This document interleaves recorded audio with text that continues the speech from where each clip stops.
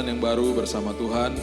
Dan hari lepas hari ketika perjalanan hidup kami berjalan bersama Tuhan, pasti hidup kami penuh kesaksian. Kami percaya Roh Kudus yang ada di dalam kami memberikan kami kuasa dan otoritas. Dan bahkan Tuhan sendiri mengatakan roh yang membangkitkan Kristus ada di dalam kami. Sebabnya Tuhan, kami percaya pada hari ini Roh Kudus sendiri yang berbicara, meneguhkan, menasehati kami.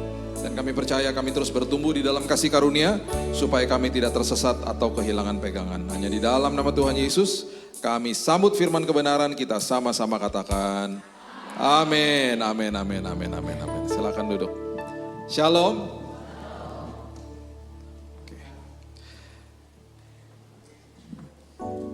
Iya betul, tadi istri saya tuh. Sekarang dia hilang tuh kan. Dipuji-puji dia langsung pergi. Ini pertama kali dia ikut ke PD Victory. Saya udah kenal Ibu Eli udah cukup lama sebelum COVID malah. Sebelum saya sakit malah. Udah kenal. Saya ada foto bersama-sama dengan Ibu Eli dan juga teman-teman di PD Victory Surabaya sebelum saya kena kanker. Sebelum saya didiagnosa sama kanker. Jadi sudah kenal cukup lama. Sudah ke Surabaya, Semarang, Jakarta, Bali. Betul Ibu ya? Betul ya, cuma 4 ya? Oke. Mudah-mudahan nanti buka yang lain-lain lagi ya. PD Victory berkembang terus menjangkau banyak jiwa ya. Oke, mata rohani itu sebenarnya sebuah topik yang sangat luas. Dan mata rohani itu diperlukan untuk hidup kita sehari-hari. Kita tanpa mata rohani kita nggak akan bisa berfungsi. Karena kita akhirnya nggak percaya. Karena yang di depan kita tuh yang kita lihat adalah pakai mata jasmani. Karena kita lihat pakai mata jasmani itu sebabnya seringkali kita ketakutan, kita khawatir, gelisah dan lain sebagainya. Karena apa yang kita lihat itu pasti pengaruhin hidup kita sendiri. Nah itu sebabnya ada sebuah kisah, sebuah hidden gem. Alkitab ya, saya mau kasih tahu ya. Saya ini udah 26 tahun, saya tuh ketagihan sama Alkitab. Ketagihan saya, dan gak pernah enggak. Dan sekarang saya akhirnya menemukan banyak hidden gem. Karena ternyata ini berhubungan sama ini, berhubungan sama itu gitu ya. Dan penulis-penulisnya tuh luar biasa. Dan makin dapat hidden gem tuh makin merinding saya. Ya. Ini contoh ya, contoh aja. Coba ya, saya jadi ingat nih, coba ya. Coba buka nih, melenceng sedikit ya. Saya cuma mau kasih tahu aja nih sama ini ada bapak ya, ada bapak ibu. Saya harus panggil bapak ibu, oke. Saya cuma mau kasih tahu aja ya, betapa dahsyatnya firman Tuhan dalam hidup ini. Coba lihat. Waktu Yohanes menuliskan sesuatu tentang sebuah peristiwa, itu dia lagi kasih tahu pelajaran sama kita loh sebenarnya. Coba lihat ya, Yohanes 18 ayat 8, coba lihat. Coba kita belajar ya. Jadi gini, kita ini pasti hidup kita pernah ngalamin kekecewaan, udah pasti. Ya, kita kecewa sama diri kita sendiri mungkin, kita kecewa sama orang lain, kita bahkan mungkin pernah kecewa sama Tuhan loh. Ada orang yang datang kepada saya, orang Kristen, kecewa sama Tuhan karena suaminya dipanggil pulang sama Tuhan. Dia kecewa. Kenapa harus kayak begini? Memang kita kan gak didesain untuk pisah sama orang yang kita kasihi. Karena ini kan semua karena dosa. Ya. Nah, ada momen-momen tertentu dalam hidup ini ketika kita tiba-tiba teringat sama hal-hal yang mengecewakan kita. Misalnya gini loh, kita ngobrol sama orang. Terus tiba-tiba ada perkataan dia yang kita jadi ingat sama apa yang pernah orang katakan kepada kita. Terus kita tiba-tiba jadi sebel gitu. Pernah ya mungkin ya. Terus kita pernah mungkin lihat sesuatu atau kita melihat seseorang yang mirip sama orang yang sudah meninggalkan kita misalnya. Aduh aku jadi ingat sama, misalnya nih teman saya pernah bilang, aduh saya ingat sama anak saya yang sudah dipanggil pulang sama Tuhan. Aduh kalau ingat dia, kalau lihat dia nih, kalau lihat ada keluarga yang harmonis saya jadi ingat sama suami saya atau sama istri saya gitu loh. Ada momen-momen yang men-trigger sehingga kita tuh langsung ini, dek gitu. Nah ini dahsyat, ini hidden gem. Ini yang saya bilang hidden gem. Hidden gem tuh sesuatu yang nggak kita sangka-sangka, terus ketemu restoran enak di gang gitu misalnya. Terus nggak ada yang tahu gitu ya. Kita sebutnya hidden gem. Alkitab tuh banyak banget hidden gemnya. Makanya firman Tuhan bilang gini, lapar dan haus akan firman Tuhan, akan kebenaran, maka kamu akan dipuaskan. Kamu akan dipuaskan. Itu loh firman Tuhan ngomong gitu. Tadi malam tuh saya merenungkan itu. Tadi malam sama beberapa teman-teman di daerah Keramas, kita ngobrolin firman Tuhan tentang ini. Kita ngomong, ini dahsyat banget ya ayat ini gitu ya. Coba ya, lihat ini ya. Yohanes 18 ayatnya yang ke-18, bukan 8, 18 coba lihat. Yohanes 18 ayat 18. Ingat waktu Petrus menyangkal Yesus? Nah, coba lihat ya, ini buat saya merinding. Sementara itu hamba-hamba dan penjaga-penjaga bait Allah telah memasang api arang. Oke. Api arang itu kalau kita nonton film-film seperti kayak ada gentong gitu loh. Terus ada kayu-kayunya, terus ada api. Kenapa mereka pasang api arang? Karena dingin malam itu. Sebab hawa dingin waktu itu, karena dingin. Dan mereka berdiri berdiang. Berdiang tuh berarti kayak gini tuh, menghangatkan tubuh, berdiang. Di depan api arang. Juga Petrus berdiri berdiam bersama-sama dengan mereka. Di momen ini dia menyangkal Yesus. Karena lagi di depan pelatarannya rumahnya imam besar Kayafas kan. Terus didatengin sama orang, dikasih tahu gini, kamu kan muridnya. Terus dibilang gini, bukan, ngawur aja kamu gitu. Menyangkal Yesus tiga kali ya. Oke, sederhana. Ini yang tulis Yohanes loh, yang tulis temannya dia sendiri. Ya, Yohanes tulisnya tuh dahsyat. Dia bilang gini, tentang api arang. Yesus mati kan, bangkit di hari ketiga. Dia menampakkan dirinya kepada murid-muridnya beberapa kali loh. Penampakan yang ketiga tuh di pinggir Danau Tiberias. Murid-muridnya 7. Dan firman Tuhan itu kalau bicara soal angka tuh nggak main-main. Semuanya nggak ada yang kebetulan. 3 tuh angka kebangkitan. 7 tuh angka sempurna. 7 murid itu lagi menjala ikan di situ di Tiberias. Siapa? Petrus. Ada Petrusnya. Yohanes sama Yakobus. Nathanael. Ada Thomas. 2 lagi nggak disebut namanya. Ya. Lagi menjala ikan. Tahu nggak Bapak Ibu, Yesus tuh lagi ngapain? Di pinggir Danau Tiberias masakin mereka breakfast. Makan pagi. Tahu makan paginya apa? Ikan sama roti. Ikan sama roti, ya. Kalau orang Manado bilangnya panada. Kan roti. Panada. Ya kan? Yesus jangan buat panada. Dalamnya tuna. Gak ada tuna Danau Tiberias. Nah, perhatikan ini baik-baik. Coba lihat ya. Yohanes pasalnya yang ke-21 ayat 9. Coba lihat. Penampakan yang ketiga ya, ketemu sama Petrus ya, yang menyangkal dia loh. Udah penampakan yang pertama kedua nggak pernah disinggung-singgung loh. Yesus nggak pernah ngomong gini, kamu kenapa nyangkal aku? Padahal kamu sendiri yang dulu bilang kamu nggak mungkin nyangkal aku, ayo. Kenapa kamu? Perhatiin, Yohanes 21:9. Ketika mereka tiba di darat, mereka melihat apa? Api arang dan di atasnya ada apa? Ada panada, ikan dan roti. Yesus lagi masakin mereka breakfast. Waktu dia duduk, dia lihat api arang. Apa enggak dia teringat sama momen ketika dia menyangkal Yesus? Api arang. Sama seperti kita. Ingat sama momen-momen ketika kita disakiti, kita kecewa, kita betul-betul gusar hati kita. Bahkan kita simpan kesalahan orang lain. Bahkan kita simpan kekecewaan kepada Tuhan atau kepada diri sendiri loh. Kita gak bisa maafin diri sendiri. Di momen-momen ketika kita diingatkan, tiba-tiba teringat. Momen ini, setelah kejadian ini, Yesus gak pernah usik-usik tanya-tanya tentang kenapa dia menyangkal Yesus. Dia tanya sama Petrus 3 kali, kamu sayang gak sih sama aku? 3 kali. Karena dia lagi kasih tau gini, aku tuh sayang banget sama kamu. Aku mati dan baru bangkit mengalahkan kematian bagi kamu. Kamu sayang gak sama aku? That's it. Tahu gak dia lagi maksudnya apa? Dia mau supaya Petrusnya pulih hatinya.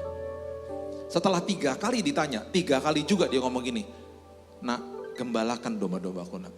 Kamu harus pulih, hidupmu harus berbuah. Kamu harus jadi berkat bagi orang lain. Kalau kamu ingat tentang kesalahanmu, kalau kamu ingat tentang kepahitan yang pernah kamu simpan dalam hidupmu, kalau kamu ingat bahwa kamu pernah kecewa sama saya mungkin, kalau Tuhan ngomong gitu sama kita hari ini. Kalau ada momen-momen api arang dalam hidupmu. Kalau ada momen-momen api arang di mana kita tiba-tiba ingat sama kekecewaan masa lalu. Ingatlah hari ini. Tuhan mengatakan jangan jauh-jauh dari kasih karunia. Karena hari ini aku mau pulihkan hatimu. Jadi kalau ingat itu berarti Roh Kudus lagi ingetin kita. Selalu pikirannya Roh Kudus. Roh Kudus lagi ingetin aku supaya aku terus melepaskan pengampunan, supaya aku terus dipulihkan hatinya, supaya hidupku jadi berkat bagi orang lain. Ada seorang ibu di Jakarta yang dia membuat perkumpulan seperti begini. Untuk ibu-ibu juga. Awalnya namanya The Grieving Mom, ibu-ibu yang berduka. Ada persekutuan doanya beberapa tahun yang lalu. Kenapa? Karena ibu ini teman kita kehilangan anaknya meninggal. Grieving Mom. Waktu saya mulai isi di sana, kira-kira tahun lalu saya bilang sama mereka, cukup ya momen grievingnya. Sekarang ubah hidupmu. Mereka sekarang namanya mirip-mirip sama PD Victory, namanya Victorious Mom. Victorious Mom. Karena ini ibu-ibu yang kehilangan anak-anaknya. Jadi sekarang mereka bilang, hati-hati loh Bu dengan perkataanmu. Jangan terus bilang grieving. Grieving itu artinya berduka terus. Sekarang kamu harus menang. Jadi mereka sekarang memperkatakan kata-kata menang. Itu mata rohani. Sesuatu yang kita gak lihat, tapi kita percaya. Nah di Alkitab, kita belajar hari ini ya. Ada sebuah tempat, namanya Sikem. S-I-K-H-E-M. Sikem. Ya, kita lihat ya, ada banyak hidden gem yang terjadi di daerah Sikem. Ya, coba lihat, pertama kali Sikem itu disebut. Itu disebut di Kejadian pasal yang ke-12, ayat 6-7. Ini semuanya berbicara tentang mata rohani. Coba lihat ya, Kejadian 12 ayat 6-7. Bapak Ibu kalau sekarang cari Sikem di map, nggak ada udah. Sekarang akan ketemu tempat namanya Nablus. Nablus itu ada di tepi barat. Kira-kira kalau naik mobil dari Bethlehem itu 2 jam ke atas. Dan Nablus ini ada di daerah tepi barat. Tepi barat itu Palestina. Kalau Bapak Ibu pernah ke Bethlehem, Bethlehem itu Palestina. Yeriko itu Palestina sekarang. Qumran itu Palestina. Nah, Nablus juga Palestina. Tapi yang daerahnya cukup kondusif lah, cukup aman. Tepi barat, West Bank ya namanya. Ya. Kejadian 12 ayat 6-7. Abram berjalan melalui negeri itu sampai ke suatu tempat dekat Sikem, yakni pohon tarbantin di More. Waktu itu orang Kanaan diam di negeri itu. Ketika itu Tuhan menampakkan diri kepada Abram dan berfirman, aku akan memberikan negeri ini kepada keturunanmu. Maka didirikannya di situ mezbah bagi Tuhan yang telah menampakkan diri kepadanya. Abram berangkat dari kota namanya Ur di Mesopotamia. Jelek ya nama kotanya. Kamu dari mana? Bali masih keren ya. Surabaya. Atau kamu dari mana? Ur. Di mana tuh? Jelek banget. Gak asik namanya. Ur itu Mesopotamia, sekarang disebutnya Irak. Nah, Abram keluarganya itu bekas penyembah berhala. Abram ini yang menjadi Abraham nantinya diubah namanya. Dia bukan keturunan atau bangsa Yahudi, bukan. Tapi dia cikal bakal dari bangsa Yahudi. Karena waktu dia disuruh pergi ke tanah perjanjian dari Ur, itu Tuhan dan Alkitab mencatat begini, dia gak pernah tahu kota yang ia tujui. Tuhan hanya kasih tahu arahnya. Seringkali dalam hidup kita kan kita mana tahu ujungnya. Kita cuman betul-betul hanya dikasih arahnya. Abram itu berangkat dengan iman. Bayangin rombongannya itu banyak yang minta ampun loh. Banyaknya luar biasa. Dan itu kan orang kaya. Pasti kan selama perjalanan ditanyain, bos mau kemana bos? Dia selalu bilang gini, gak tahu. Berangkat tanpa mengetahui kota yang ia tuju, itu dicatat di Ibrani. Dia gak tahu dia harus kemana. Bapak Ibu, dia berangkat, dia sampai di sana. Di Sikem. Itu ada di daerah Kanaan. Dan orang Kanaan masih ada di situ. Tuhan bilang gini sama dia, satu hari nanti keturunanmu akan menguasai tempat ini. Siapa? Musa, kemudian diberikan tongkatnya kepada Yosua, dan bangsa Israel masuk ke dalam tanah itu, menguasai tanah itu. Dia mana bisa lihat? Dia bilang begini, oke Tuhan, aku percaya itu sebabnya dia dirikan mezbah di situ. Dia nggak pernah tahu, dia nggak pernah lihat akhirnya. Oke? Nah, waktu ini terjadi, nggak lama setelah itu, ya. Kalau kita baca firman Tuhan, ya sebenarnya sih 2000 tahun kemudian sih. Tapi setelah itu, kalau kita baca kan cepet gitu ya. Setelah kita baca di Kejadian, terus kita buka di Perjanjian Baru, itu ada orang-orang Majus berangkat kemana? Yerusalem. Orang Majus tidak pernah tahu bahwa mereka harus ke Bethlehem. Mereka taunya mereka harus ke Bethlehem itu waktu mereka mampir di istana Herodes di Yerusalem. Dan kemungkinan besar menurut sejarah, Majus-Majus ini berangkat dari tempat sebelahnya Irak, yaitu Persia yang sekarang namanya Iran. Jarak dari Iran, dari Persia ke Yerusalem itu 2000-an kilo.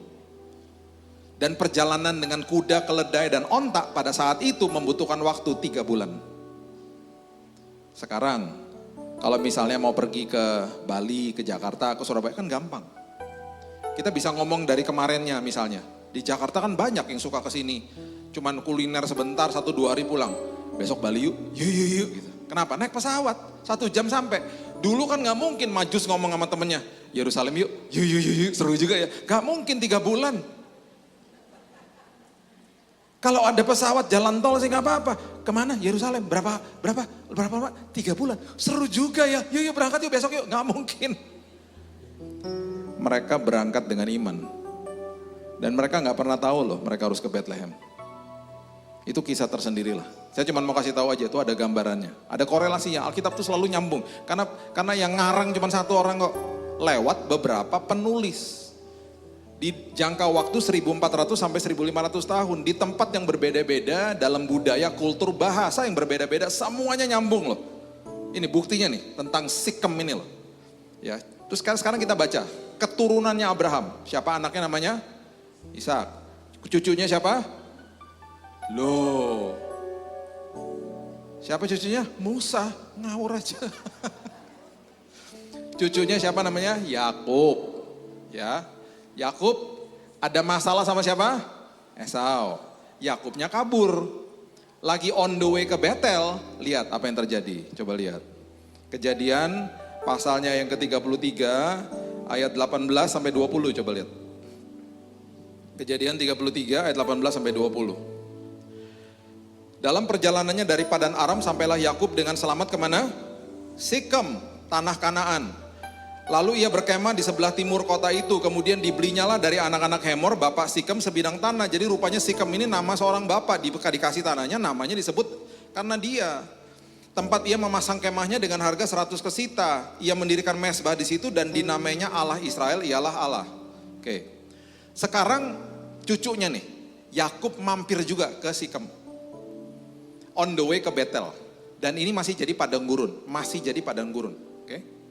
Perhatikan, ikutin alur ini. Luar biasa ini. Firman Tuhan yang Tuhan tulis sendiri. Ya. Dan kita diminta sama Tuhan untuk lapar dan haus. Untuk cari tahu gitu. Coba lihat ya. Padang gurun itu berarti orang kalau transit di situ. Dia membutuhkan apa?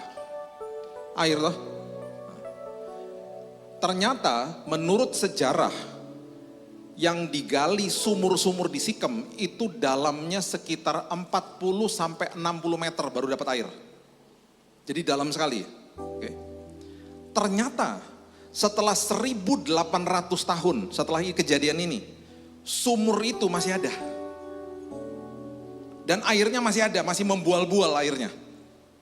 Ayo, di mana ayo? Kalau pernah baca sumur Yakub itu ada di mana? Yo. Cuma satu-satunya disebut di Alkitab. Siapa? Betul. Suka baca Alkitabnya ibu. Coba lihat, 1800 tahun setelah itu. Yohanes 4 ayat 5 sampai 6, coba lihat. Yohanes 4 ayat 5 sampai 6. Ini siapa? Yesus. Maka sampailah ia ke sebuah kota di Samaria yang bernama Sikar, dekat tanah yang diberikan Yakub kepada anaknya Yusuf. Sikar itu daerah namanya Sikem. Di situ terdapat apa yo? Sumur, masih ada sumurnya. Ini jarak waktunya 1800 tahun loh, hampir 2000 tahun. Yesus sangat letih oleh perjalanan, karena itu ia duduk di pinggir sumur hari kira-kira pukul 12. Yesus duduk di situ, kemudian kita tahu ya kisahnya ya. Yesus bicara sama wanita Samaria. Samaria itu orang-orang yang dibenci sama Yahudi. Mereka punya agama sendiri, namanya Samaritanisme. Mereka percaya kepada 5 kitab Taurat di awal, mirip-mirip lah 11-12 sama Yahudi. Mereka sangat mengkultuskan Musa. Mereka punya bait Allah sendiri loh. Dan mereka tuh dibenci karena mereka turunan bukan asli Yahudi. Ada campuran-campurannya, makanya orang Yahudi benci sama mereka. Karena dibilang gini, kamu gak pure orang Yahudi. Kamu gak utuh orang Yahudinya. Jadi mereka gak suka sama orang Samaria. Yesus duduk di situ. Oke. Nah, kenapa airnya membual-bual? Karena ada sesuatu keputusan yang diambil sama Yakub. Rupanya Yakub itu mulai main-main sama jimat. keluarganya dan juga rombongannya. Kenapa? Kan dikejar-kejar sama Esau. Jadi mereka mulai main-main sama jimat. Mereka mulai main-main sama dewa-dewa. Mereka mulai melihat mungkin patung-patung yang mereka bisa lihat. Mereka nggak buka mata rohaninya. Mereka minta pertolongan yang mereka bisa lihat saat itu. Benda-benda dan lain sebagainya. Perhatikan apa yang mereka lakukan di Sikem. Balik dulu, Kejadian 35 ayat 1 sampai 5, coba lihat. Kejadian 35 ayat 1 sampai 5. Allah berfirman kepada Yakub, bersiaplah pergilah ke Betel. Memang on the way ke Betel dia. Tinggallah di situ, buatlah di situ mezbah bagi Allah yang telah menampakkan diri kepadamu ketika engkau lari dari Esau kakakmu. Lalu berkatalah Yakub kepada seisi rumahnya dan kepada semua orang yang bersama-sama dengan dia, jauhkanlah dewa-dewa asing yang ada di tengah-tengah kamu. Tahirkan dirimu dan tukar pakaianmu. Pakaian yang mungkin kamu pernah pakai waktu kamu lagi berhubungan sama dewa-dewa itu loh. Kamu lagi mempersembahkan korban, tahirkan semua itu. Perhatikan ayat 3. Marilah kita bersiap pergi ke Betel. Aku akan mendirikan mezbah di situ bagi Allah yang telah menjawab aku pada masa kesesakanku dan yang telah menyertai aku di jalan yang ketempuh. Perhatikan ayat 4. Mereka menyerahkan kepada Yakub segala dewa asing yang dipunyai mereka dan anting-anting yang ada pada telinga mereka. Dan Yakub menanam apa nih? Jimat-jimat semua nih. Di bawah pohon besar dekat Sikem. Ada keputusan yang diambil di Sikem. Mereka menanggalkan ilah-ilah mereka. Mereka menanggalkan dewa-dewa yang mereka bisa lihat saat itu, patung-patung dan semuanya. Dan mereka kubur di situ. Dan perhatikan, penyertaan Tuhan langsung terjadi ayat 5. Sesudah itu berangkatlah mereka, kedahsyatan dari Allah meliputi kota-kota sekeliling mereka sehingga anak-anak Yakub gak dikejar, diamankan sama Tuhan langsung. Mungkin hari ini kita bilang gini, saya gak punya jimat, saya gak punya patung-patung di rumah. Jangan salah ya, Indonesia tahun lalu nomor 1 di dunia orang-orang yang ada di depan sosmed 5 jam per hari. 5 jam per hari. Makanya banyak orang Kristen nanya-nanya gini sama saya, Pak ini ayat artinya apa ya? Sebel saya. Jemaat ya kalau udah ngomong-ngomong kayak gitu, saya bukannya gimana-gimana ya, kadang-kadang oke lah, lihat dulu backgroundnya, gak bisa hakimin juga lah. Karena gini loh, kadang-kadang ya oke lah, kalau ibu-ibu udah tua gitu ya, kan gak ngerti gaptek ya oke lah, gak masalah lah. Tapi yang masih muda-muda ya, kerjanya 5 jam di situ, dia akhirnya gak paham bahwa ternyata ada aplikasi tafsiran, aplikasi Bible Project, bisa belajar Alkitab di sini. Tapi kenapa? Sibuknya 5 jam sama sosmed. Terus yang dilihatin orang-orang yang dia sebel, akun-akunnya orang-orang yang dia kesel. Keluar negeri melulu, nyebelin banget nih orang, flexing aja. Dasar, gayanya, bajunya, gak penting banget tau gak? Gaya jalannya. Masa kita ngerenungin gituan sih? Agak lain betul. Udah renungkan firman, lapar dan haus, masa lapar haus sama sosmed. Akhirnya gak tahu kan bahwa apa? Ada tafsiran, ada komentari, ada dictionary. Dulu tahun 98 waktu saya bertobat, beli buku dictionary sama komentari itu tebelnya segini Bapak Ibu, 1,5 juta. 1,5 juta sekarang buat buku aja mahal, apalagi saat itu. Sampai patungan loh sama temen. Udah gitu gak ada indeksnya, misalnya buka Lukas 8 ayat 30, lihat dulu. Oh ini tuh, udah kecil gitu tulisannya. Sekarang semuanya ada di app gratis. Tuh, gak tahu kan? Karena yang dicari apa? IG, TikTok. Kalau punya, gak salah punya gituan, pergunakan itu untuk jadi berkat. Udah itu aja. Oke lah lihat-lihat sekali, kita kan pasti juga punya hobi lah. Saya punya hobi olahraga apa, lihat-lihat akun oke. Tapi batasi dirimu. Batasi dirimu. Kalau belum ada renungan harian, saya tulis renungan harian. Setiap hari ada di YouTube saya tuh. Di kolom community. Udah ada hampir 2.000 renungan tiap hari loh saya tulis. Dan kan gak mudah nulis renungan harian tiap hari. 300 kata harus disusun tiap hari. Dan jam 6 pagi udah ada di situ. Tiap hari. Jadi kalau pagi-pagi itu jangan gini-gini. Mending cari pasangan kita. Nyarinya HP. Pasangan kita nggak ada ya bodoh amat, yang penting HP ku ada, kan ngeri. Diserahkan ya. Perhatikan apa yang terjadi sama Yakub. Hidupnya ketika mulai menyerahkan dewa-dewanya, hidupnya penuh hikmat. Saya mau kasih tahu sama Bapak Ibu ya. Sebelum dia mati, dia memberikan kata-kata berkat kepada 12 anak-anaknya. Dan tiba-tiba di anak yang keempat, namanya Yehuda, dia kasih nubuatan pertama tentang kehadiran Yesus. Kejadian pasal yang ke-49 ayat 10 mengatakan begini. Ini waktu dia ngomong sama Ruben, sama Gad, Naftali, terus dia ngomong sama Simeon terus dia tiba-tiba ngomong sama Yehuda anak keempat. Tongkat kerajaan, Kejadian 49 ayat 10. Tidak akan beranjak dari Yehuda ataupun lambang pemerintahan dari antara kakinya. Sampai dia datang yang berhak atasnya, maka kepadanya akan takluk bangsa-bangsa. Siapa? Yesus. Bapak Ibu tahu apa yang terjadi? Keturunan daripada Yehuda adalah Daud. Daud satu hari, ya. Ini keturunannya, perhatikan ini baik-baik. Tuhan itu kan membuat perjanjian kudus sama manusia kan, bukan kontrak. Perjanjian kudus itu gini loh, kamu gak setia, saya tetap setia. Kalau kontrak gak bisa, kamu gak setia batal kontraknya. Ataukah kamu bisa dituntut. Tuhan gak buat kontrak, Tuhan buat perjanjian kudus kepada manusia. Daud tiba-tiba satu hari ngobrol sama advisernya Nabi Nathan, dia bilang gini, itu loh gak bener banget, itu di sebelah dekat kita itu ada kemahnya aku kan. Di situ kan ada tabut perjanjian itu kan lambang hadirat Tuhan. Itu gak bener banget, masa lambang hadirat Tuhan ada di bawah kemah, sementara aku nih istanaku dibuat dari kayu aras.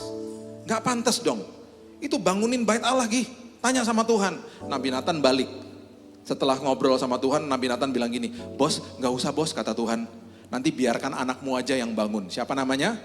Salomo. Tapi karena inisiatifnya datang dari Daud, Tuhan buat perjanjian kudus sama dia. Menyambung apa yang terjadi sama Yehuda. Tuhan bilang gini, keturunan kerajaan dan keluargamu akan aku kokohkan sampai selama-lamanya. Salomo hidup dalam dosa loh. Istrinya 700, gundiknya 300. Berarti mertuanya 700.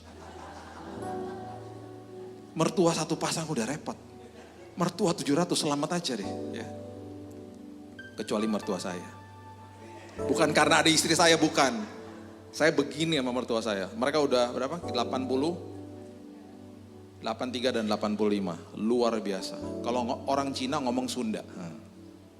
Karena mereka besar di Bandung. Ya. Nah, Salomo hidup dalam dosa. Tahu nggak firman Tuhan bilang apa? Harusnya aku mengoyakkan kerajaanmu. Tapi karena ayahmu Daud, aku luputkan kerajaanmu. Perjanjian kudus.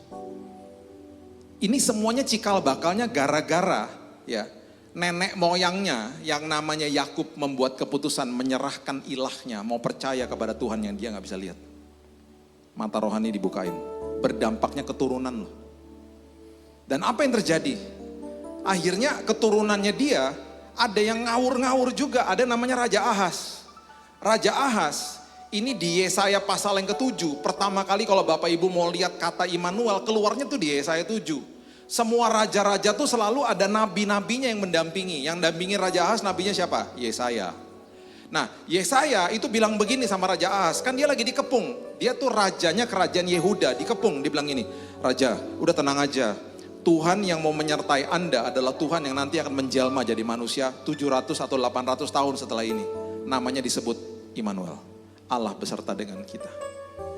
Tahu nggak Raja Ahaz bilang apa? Udah jangan ngerepotin Tuhan. Seolah-olah kayak gini, itu kan aku gak bisa lihat. Mata rohaninya gak kebuka. Gini loh, yang saya udah lihat pasti-pasti di depan saya namanya Raja Asyur. Yang akan menolong saya. Saya sama dia aja. Biarin dia yang tolong saya. Akhirnya kerajaannya dijajah secara upeti. Harus memberikan uang. Sampai akhirnya perabotan bait Allah dijual untuk bayar dia. Anaknya Raja Ahaz namanya Hizkia. Hizkia dikepung sama tentara Asyur akhirnya. 185.000 tentara Asyur kepung dia. Karena gak puas. Kerajaan Asyur lambat laun gini. Setelah kita jajah ekonomi sekarang teritorinya harus kita ambil. Ahaznya udah gak ada, anaknya kena imbas akhirnya. Makanya ya keputusan kita itu akan berdampak kepada keturunan kita loh. Hati-hati dengan apa yang kita lakukan dan tindakan hari ini. Bahkan perkatakan. Tetapi apa yang terjadi? Ini semuanya dianulir gara-gara Yakub dulu menyerahkan berhalanya. Dan Tuhan buat perjanjian kudus kepada Daud. Di malam hari itu 185.000 tentara Asyur ditumpas sama malaikat Tuhan. Daudnya udah gak ada Bapak Ibu. 300 tahun sebelum itu Daudnya udah mati, udah gak ada. Dan firman Tuhan mengatakan begini di Raja-Raja, aku lakukan ini oleh karena namaku dan karena moyangmu Daud. Kerajaan keturunannya akan aku kokohkan sampai selama-lamanya. Sekarang adalah kita keturunan rohaninya. Kita keturunan rohaninya. Kita akan dikokohkan sama Tuhan. Dan yang sekarang secara fisiknya masih ada, siapa? Bangsa Israel. Nggak sampai 5% loh percaya Yesus. Tapi dikokohkan, dijaga sama Tuhan karena ada perjanjian kudus itu. Tuhan kalau udah berjanji, perjanjian udah kelar udah. Tuhan yang jaga mereka. Nggak sampai 5% percaya Yesus. Aku akan luputkan kerajaanmu. Tuh, terjadi sampai hari ini. Lihat aja. Gak ada yang bisa hancurin dia. Gak ada yang bisa. Makanya saya selalu bilang gini, mau siapapun ya, mau deklarasi perang sama dia, apal sih, lihat aja deh perjanjiannya Tuhan sama ini. Itu gak pernah gagal udah. Ini dijaga udah, pasti dijaga udah. Udah selalu gitu kok Tuhan. Ya. Nah yang terjadi adalah setelah kita lihat semuanya ini, yang tadi wanita Samaria, ternyata keputusan Yakub ini berdampak sampai kepada sumur di Samaria toh. Penginjilan pertama Bapak Ibu yang terjadi di perjanjian baru itu bukan dilakukan sama orang Yahudi dan bukan dilakukan sama murid-murid Yesus. Penginjilan pertama dilakukan oleh wanita Samaria karena dia percaya sama Yesus. Dicatat di mana? Yohanes. Coba lihat Yohanes 4 ayat 39 mengatakan begini. Banyak orang Samaria dari kota itu menjadi percaya kepada Yesus karena perkataan siapa? Perempuan itu yang bersaksi, ia mengatakan kepadaku segala sesuatu yang telah kuperbuat. Dia percaya kepada air kehidupan. Terjadi kebangunan rohani di Samaria. Oke. Saya kasih 2 poin ini sebagai penutup. Apa yang terjadi di Sikem selain ini? Coba lihat Ulangan pasal yang ke-11 ayat 29. Ulangan pasal yang ke-11 ayat 29. Apabila Tuhan Allahmu telah membawa engkau ke negeri yang engkau masuki untuk mendudukinya, maka haruslah engkau mengucapkan berkat di atas gunung apa? Gerizim, dan kutuk di atas gunung. Oke, saya jelasin. Jadi gini, mereka masuk ke tanah perjanjian ya, dipimpin sama Yosua. Nanti setengah suku berdiri di atas gunung Gerizim, suku yang lain berdiri di atas gunung Ebal. Nanti kita lihat nih ayat yang berikutnya, luar biasa, lihat ya. Suku Lewi akan berteriak. Karena mereka diharuskan untuk mengingat Taurat Tuhan. Ini pengingatan tentang firman aja sebenarnya. Tapi kan dulu ada berkat dan kutuk. Dulu kan ada gitu, zaman hukum Taurat. Jadi suku Lewi, tim praise and worship-nya harus berteriak. Jika kamu melakukan hal-hal ini, maka kamu akan diberkati. Ketika ada kata diberkati, semua suku di atas gunung Gerizim akan berteriak, amin gitu. Sebaliknya, jika kamu tidak melakukan ini, maka kamu akan dikutuk. Itu kan dibacain firmannya. Kemudian semua yang berdiri di atas gunung Ebal akan berteriak, amin. Coba lihat. Ulangan pasal yang ke-27. Ayat 12 sampai 15. Firman Tuhan tuh detail. Ulangan 27 ayat 12. Sesudah kamu menyeberangi sungai Yordan, maka mereka inilah yang harus berdiri di atas gunung Gerizim untuk memberkati bangsa itu. Jadi yang berdiri di atas gunung Gerizim, yang mengamenkan berkat adalah suku-suku ini nih. Coba lihat, Simeon, Lewi, siapa lagi? Yehuda, Isakar, Yusuf, dan ada siapa di situ? Ada suku siapa? Yehuda. Yehuda adalah cikal bakal keturunannya Yesus. Ditaruh di atas gunung berkat.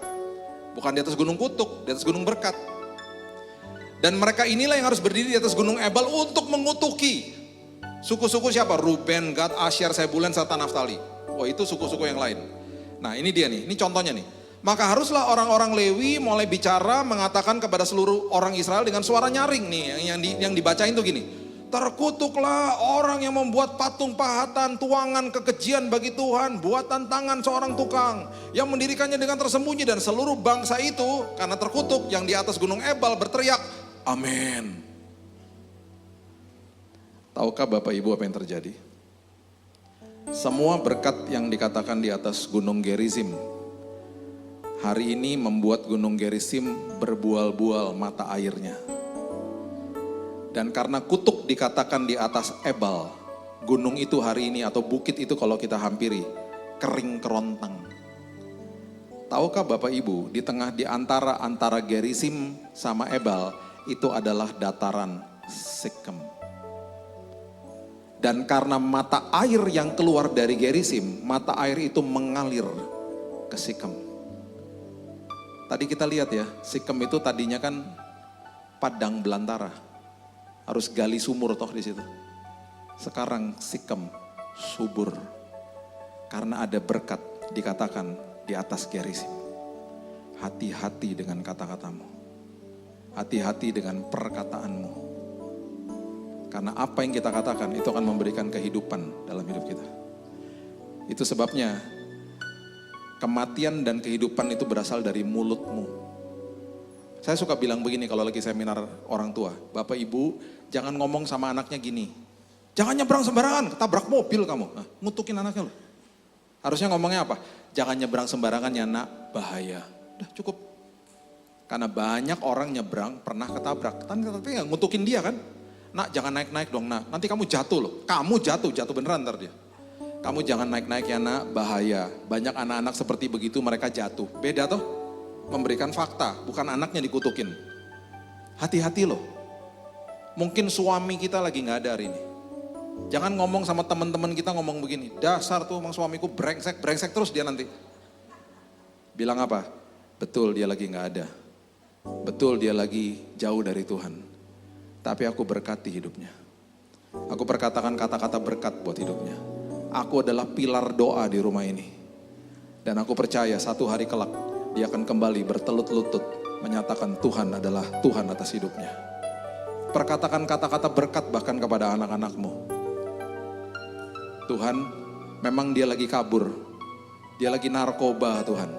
Gak apa-apa Tuhan, aku gak mau hakimi dia. Saya punya teman baik, saya sebut namanya Epen. Stephen panggilannya Epen. Epen ini narkoba berat dulu. Setiap kali dia pulang jam 2 pagi, papanya nungguin di dalam rumah. Untuk gini-giniin dia, oh gak pernah. Papanya yang bukain pintu. Ini anak mabok, sama papanya dibopong, ditemenin. Kalau orang mabok biasanya ngapain? Muntah toh. Ditemenin ke toilet, dibantuin muntah sama bapaknya. Setelah udah muntah, dielus kepalanya. Udah nak, udah. Tak buatin teh pahit ya nak. Gak pernah diungkit-ungkit, gak pernah. Kamu dari mana? Kamu tuh anak gak bener, kamu kurang ajar, kamu anak siapa? Ya, anaknya juga bingung, ya anak kamu kok nanya. Ditemenin minum teh pahit malam-malam. Di meja makan, dielus kepalanya. Dianterin ke tempat tidur. Ditemenin tidur sama bapaknya. Ini loh, saya cuma mau kasih tahu ini. Orang kalau menerima yang terbaik, hidupnya berkelimpahan di dalam sini, dia akan memberikan yang terbaik. Itu Yesus, itu kasih karunia. Makanya orang seringkali didengungkan begini, ayo berikan yang terbaik, kita bingung, berikan terbaik apa? Karena gak pernah terima yang terbaik. Kita gak pernah belajar untuk menerima, yang kita belajar untuk mengupayakan ketaatan. Akhirnya kita gak bisa taat karena gak pernah terima. Ini anak, tanpa rehab, tanpa apa-apa, bertobat, terima Yesus. Hidupnya pulih total karena dia menerima kebaikan. Akhirnya hidupnya berkelimpahan dengan kebaikan Tuhan. Dari siapa? Bapaknya. Jangan hakimi anakmu. Doakan dia, gunakan kata-kata berkat atas hidupnya. Lihat apa yang terjadi nanti. Seperti Gerisim mengalir mata air karena ada berkat Tuhan di situ. Dan mempengaruhi lembah Sikem yang tadinya padang belantara. Bapak Ibu, the next time ke Israel, bilang sama tour guide-nya, bosan ke Bethlehem terus. Gak apa-apa sih ke Bethlehem sih, oke lah. Cuman kan terus ke Bethlehem dulu. Sesekali ya, bilang sama dia, tolong bawa ke atas, ke Nablus. Kenapa? Sumur Yakub sampai hari ini masih ada. Dan airnya masih membual-bual. Di atasnya ada gerejanya sekarang. Dan itu kelihatan setelah diukur 46 meter ke bawah. Airnya masih ada. Tarik airnya, cicipin airnya. Di tempat itu wanita Samaria bertobat. Karena apa? Ribuan tahun sebelum itu ada jimat-jimat, ada ilah-ilah dunia diserahkan sama Yakub. Berdampak loh turunan demi keturunan. Ya, saya akan tutup dengan ini. Anak saya Raina sekarang sudah 24 tahun. Dia sekolah sama-sama anaknya Bu Eli. Tapi anaknya Bu Eli kakak kelasnya.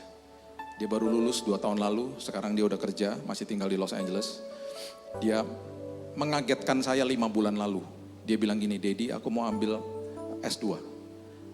Mengagetkannya apa? Ya pertama saya kaget karena kok gak pernah ngomong. Tiba-tiba ngomong. Kan orang kalau anak mau sekolah ya ngomong sama orang tuanya. Lu gimana? Ya, mau nomor 1 apa? Yang mikirin biayanya. Tahu gak dia bilang apa? Dedi aku cuma mau kasih surprise.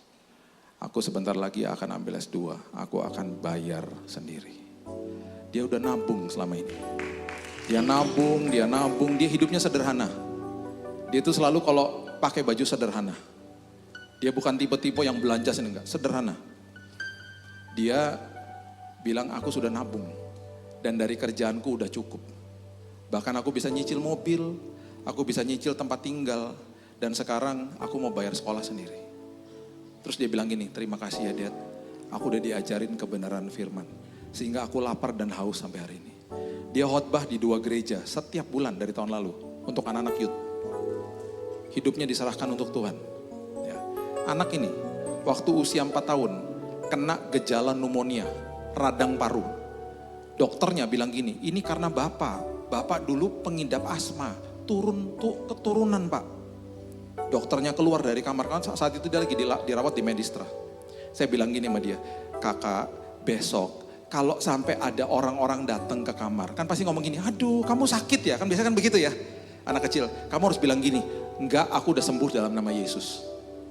Terus dia bilang gini, anak 4 tahun gak ngerti. Dad, berarti aku bohong dong.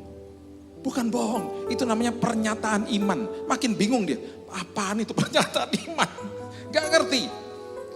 Besoknya orang datang, kamu sakit ya? Iya, enggak, sorry, katanya Dedi aku udah sembuh. Dia ngomong gitu terus. 6 bulan setelah itu, dia sembuh total. Dia dinyatakan free. Slemnya hilang semuanya. Sudah 20 tahun sampai sekarang berarti kan. Berapa bulan yang lalu dia telepon saya, dia bilang gini, Dedi aku lagi latihan mau lari maraton di Hawaii. Sehatnya luar biasa. Kalaupun dia flu, hitungan berapa hari hilang. Kenapa? Perkatakan berkat atas hidupmu. Saya waktu dirawat sakit, karena kanker darah, yang saya paling ngeri itu tiap hari nungguin hasil cek darah. Karena tiap hari dicek darahnya kan kanker soalnya. 85% darah saya kanker semuanya. Tinggal tunggu mati 3 bulan. Tiap pagi suster masuk ke kamar gitu ngambil sampel darah dari sini, dari dada saya, ditarik seret gitu. Saya sama istri saya paling deg-degan kalau nunggu jam 1 siang, karena suster akan masuk bawa hasil lab cek darahnya. Nah hasilnya bagus atau tidak saya nggak ngerti, karena waktu masuk kamar susternya semua begini, senyum. Kecuali kalau dia masuk kamar gini, wah jelek hasilnya, kita nggak pernah tahu. Dapat, itu kan masih jam 1. Perjalanan hari itu masih panjang sampai malam. Saya nggak mau bad mood, langsung perjamuan kudus. Tuhan, ini hasilnya nggak bagus. Tapi sepanjang hari ini pelihara hati kami Tuhan dengan damai sejahtera. Berikan kami sukacita hari ini Tuhan, karena kami ini hari masih panjang sampai malam. Kami mau senang-senang Tuhan hari ini. Dan aku percaya Tuhan sedang kerja. Udah, tenang saya. Besoknya gitu lagi. Besoknya gitu lagi. Dapat hasil buruk terus. Tiba-tiba dalam hitungan 1 bulan. 1 bulan loh. Dokternya cek sumsum tulang belakang. Dan dia bilang atas nama 10 tim dokter, kami mau menyatakan bahwa hari ini 85% kanker di tubuh Bapak hari ini telah menjadi 0%. Gak ada, hilang. Perkatakan berkat atas tubuhmu. Perkatakan berkat atas masa depanmu. Ya, saya tutup dengan ini. Pendeta dari Cina ngobrol sama pendeta dari Amerika. Ngobrol. Terus mereka bilang begini, si pendeta bilang begini, tolong doakan kami katanya, pendeta dari Cina. Pendeta yang dari Amerika bilang begini, oh ya doain apa ya, supaya kamu jadi seperti saya ya. Jangan, saya gak mau jadi seperti gereja-gereja di Amerika, dia bilang gitu. Karena gerejamu nyaman, doakan saya supaya saya kuat. Kaget pendeta dari Amerika, doakan kuat. Kamu gak mau jadi seperti kita kan aman di sana. Kalau kamu kan dipersekusi terus di Cina. Gak mau saya jadi seperti kamu. Karena gereja-gereja di Amerika tidak bertumbuh. Doakan saya, bukan supaya lepas dari persekusi. Doakan saya supaya saya kuat. Biarin aja persekusinya. Kenapa? Karena di dalam kelemahan kami, kuasa Tuhan dinyatakan. Dan pertumbuhan kami, pertumbuhan jemaat kami luar biasa banyaknya. Kalau saya jadi kamu, saya gak bertumbuh. Lihat gereja kamu gak bertumbuh, digituin. Itu namanya orang berjalan dengan mata rohani. Ada satu anak, ya, dia sama temannya nih, mau pergi ke kelasnya dia nih. Temannya ateis. Ini anak-anak Tuhan, digerakin sama Tuhan. Doakan temanmu yang ateis. Dia bilang gini, yang bener aja Tuhan. Ini bentar lagi nyampe ke kelas, orang mereka jalan dari kampus kok. Dari asrama mau ke kelas. Doakan temanmu. Dia akhirnya memberanikan diri, dia bilang gini, mau gak saya doakan? Itu teman yang ateis tersinggung. Doain apaan? Supaya saya percaya sama Tuhan kamu. Saya cuma digerakin Tuhan aja mau doakan kamu. Itu orang ateis marah, temannya ngomong gini. Kamu ya mau doain saya. Buat apa? Terus tiba-tiba ditantangin. Kalau kamu doain saya. Dan tiba-tiba mama saya telepon. Dan mama saya yang udah bertahun-tahun benci sama saya dan saya juga benci sama dia. Dan dia telepon dan dia bilang maaf sama saya, itu kata-kata pertama. Baru saya percaya sama Tuhan kamu. Itu anak Tuhannya kan ragu-ragu jadinya. Oh gimana? Doain nanti kalau habis didoain tiba-tiba gak ditelepon ya gak akan percaya sama Tuhan. Tapi karena dia digerakkan sama Roh Kudus, dia tetap memberanikan diri, gak apa-apa saya doain. Bapak Ibu tahu apa yang terjadi? Setelah didoakan gak terjadi apa-apa. Hampir sampai di depan kelas, teleponnya anak ateis ini berdering. Yang telepon mamanya. Dan kata-kata pertama mamanya bilang gini, nak maafkan mama. Maafkan mama. Itu anak ateis ya, dia berlutut di depan kelasnya. Dia taruh teleponnya, dia nggak respon sama mamanya karena kaget kan. Dia matiin teleponnya, dia duduk, dia berlutut, dia terima Yesus. Dia telepon balik mamanya setelah itu, setelah dia berdoa lagi sama temannya terima Yesus, dia telepon balik lagi. Ma, sorry ma, bukannya aku mau memutuskan hubungan, telepon bukan. Karena tadi dia ceritain, karena aku tuh nantangin temanku. Kalau aku setuju dia doain, saya bilang mama akan telepon dan mama akan langsung minta maaf. Terjadi mah. Kok mama bisa seperti begitu telepon minta maaf? Tahu gak mamanya bilang apa? Saya juga terima Yesus 4 hari yang lalu. Ketika sebuah keputusan diambil, berdampaknya kepada keluarga. Dan itu sebabnya ya, Yosua pasal yang ke-24 ayat terakhir. Bapak Ibu pasti sering membaca ayat ini. Coba lihat ini ayat terakhir. Yosua 24 ayat 15. Dikatakan begini. Bagian yang terakhir aja. Yosua 24 ayat 5. Udah sering ngeliat di rumah-rumah pasti. Tetapi aku dan seisi rumahku, kami akan beribadah kepada. Oke. Nanti di rumah dibaca ya. Yosua 24 ayat pertama. Kejadian ini ada di mana? Sikem. Ada di mana? Sikem. Mereka berdiri di hadapan Tuhan, mereka katakan terima kasih buat tanah perjanjian. Ini bukan kuat dan gagah kami, ini semua karena Tuhan. Terus dia sambung dengan kalimat ini, kami dan seisi rumahku akan terus menyembah Tuhan. Sikem adalah tempat di mana mata rohani dibukakan dan terobosan terjadi di situ. Ambil keputusan, perkatakan kata-kata berkat atas hidupmu. Engkau, keluarga dan keturunanmu akan diberkati sama Tuhan. Berikan tepuk tangan kita untuk Tuhan kita. Bapak yang baik, terima kasih buat siang hari ini. Kami mengucap syukur buat firman Tuhan. Percaya bahwa mata rohani kami dibukakan Tuhan, sehingga kami mengambil keputusannya benar Tuhan. Supaya hari ini dan seterusnya hidup kami berkemenangan. Kami berdoa dari posisi yang sudah menang, karena Yesus sudah katakan selesai di kayu salib. Dan kami percaya Tuhan, apapun pergumulan kami akan perkatakan berkat atasnya. Bukan kutuk. Kami gak mau setuju sama iblis, kami mau setuju sama firman Tuhan. Kami percaya masa depan kami ditanggung penuh sama Tuhan dan hidup kami penuh kesaksian. Seperti di Sikem, semua keputusan-keputusan yang benar terjadi berdampak kepada keturunan-keturunan. Kami serahkan hidup kami dalam tangan Tuhan. Hanya di dalam nama Tuhan Yesus. Kami sudah berdoa dan mengucap syukur. Kita sama-sama katakan. Amin. Tuhan berkati.